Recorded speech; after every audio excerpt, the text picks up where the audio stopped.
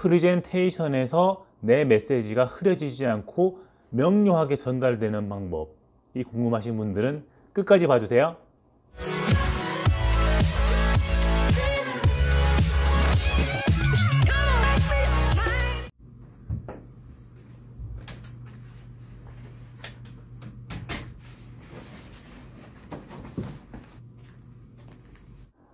안녕하세요. 직장인TV의 김 차장입니다.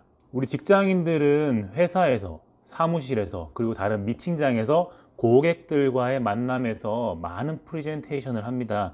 이게 굳이 슬라이드를 띄워놓고 파워포인트로 슬라이드를 넘겨가면서 이야기를 하는 시간이 아니라도 고객에게, 상대방에게 내가 하는 메시지를 전달하는 것, 이게 바로 프레젠테이션이라고 할 수 있는데요. 이 프레젠테이션은 작게는 미팅에서 나누는 말들, 넓게는 커다란 컨벤션 홀이라든지 강의장에서 하는 발표 같은 것들을 프레젠테이션이라고 할 수 있겠습니다. 우리 직장인들은 일상생활에서 거의 모든 커뮤니케이션이 프레젠테이션이라고 해도 과언이 아니에요. 뭐 상사한테 이야기하는 거라든지, 고객을 만나서 중요한 미팅에서 그 메시지를 전달하는 경우라든지, 이런 모든 것들을 프레젠테이션이라고 할 수 있는데요.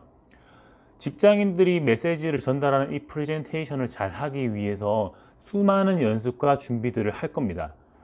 이런 메시지를 전달할 때 작은 말 실수라든지, 아니면 내가 전달하고자 하는 그 문장의 앞뒤가 안 맞다든지 하는 구조적인 문제 때문에 그 메시지가 샤프하지 않고 논지가 흐려지거나 아니면 메시지의 전달력이 약해지는 경우들을 많이 볼 수 있습니다. 그래서 이번 영상에서는 우리가 준비하는 그 노력만큼 고객에게, 상대방에게 메시지가 전달될 수 있도록 하는 작은 팁들을 한번 말씀드려 보려고 카메라를 켰습니다. 우선 우리가 이야기를 할 때 습관적으로 쓰는 말들이 있어요. 그저 이런 얘기들. 저도 지금 녹화를 하면서 그런 이야기들을 안 쓰려고 하지만 쓰게 되는 경우들이 많아요. 안 쓰려고 하는 이유는 이걸 다 잘라서 편집을 해야 되는 게 귀찮아서 최대한 자제하려고 하는데, 어쨌건 찍고 난 다음에 녹화한 영상을 되돌려 보면은 저도 모르는 사이에 이야기를 할 때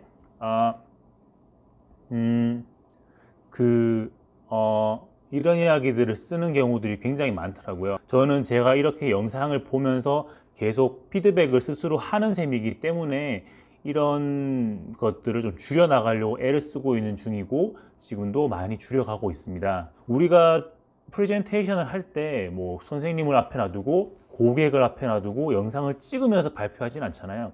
그렇기 때문에 내가 실제로 그렇게 이야기를 하고 있는 거를 모르는 경우가 많고, 모르고 있으면 계속 그게 반복이 되거든요. 그러면 듣는 사람이 그 내용에 집중하기보다는 반복되는 이런 이야기들에 신경이 거슬려서 메시지들을 흘려버리는 경우들이 있을 수도 있어요. 그렇기 때문에 이런 말들을 피하기 위해서는 영상을 촬영을 혼자 있을 때라도 해서 돌려보면서 내 문제가 이거구나 라는 걸 스스로 인지하는 것부터가 훌륭한 프레젠테이션을 하는 첫걸음이라고 생각할 수 있습니다.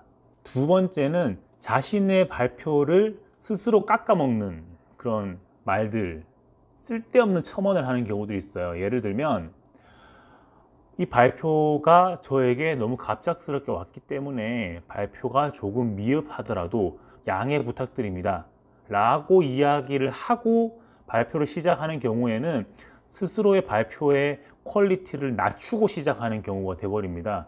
기대를 낮추는 게 아니라 발표의 질을 낮춰버리는 경우들이 생기는 거죠. 이런 말들은 안 하고, 내가 발표하는 이 내용은 여기서만 들을 수 있는 내용이다, 정말 중요한 내용이다 라는 것을 듣는 사람들한테 인지를 시켜주고 발표를 진행해 나가는 것이, 내 발표에 약간 실망을 하더라도 너무 저를 책망하지 마세요 라고 깔고 하는 것보다 훨씬 더 나은 결과를 낼 수 있으니까, 말을 할 때, 발표를 시작을 할 때 발표 시간이 짧아서, 준비가 미흡해서 라는 이런 쓸데없는 이야기들은 안 하셔야겠습니다.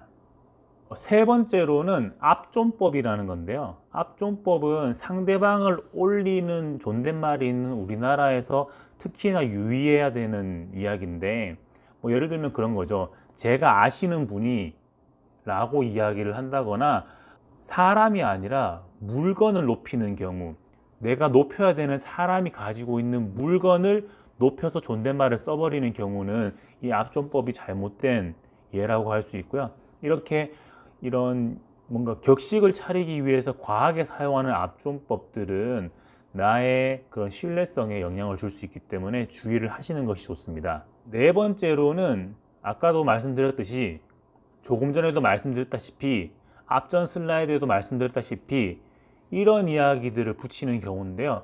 이 말들이 진짜 필요한 경우가 있어요.